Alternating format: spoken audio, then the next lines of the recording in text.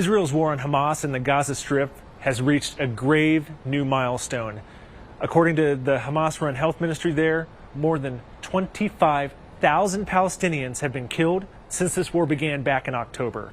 Now, the health ministry there does not delineate between civilian casualties or militant casualties, but civilians have really been suffering the brunt of this war since it began.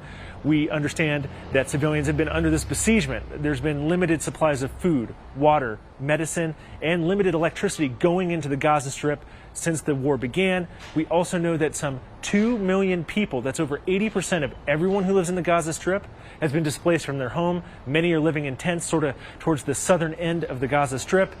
And Israel is still prosecuting this war. They say that they're trying to dismantle Hamas, but Hamas is still able to launch missiles into Israel. Hamas is still releasing videos showing their fighters launching attacks on soldiers in the Gaza Strip. Now, Israel has said that it's killed some 9,000 militants since the war began. It's also trying to say that it's continuing to look for those hostages that remain held. There's some 100 people who were taken and still held even after others have been released.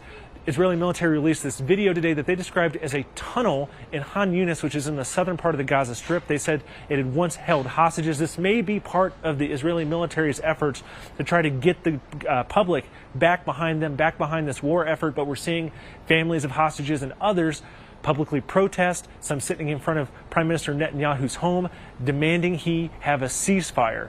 And all this is coming as Netanyahu has doubled down or even tripled down on his stance that there should be no independent Palestinian state.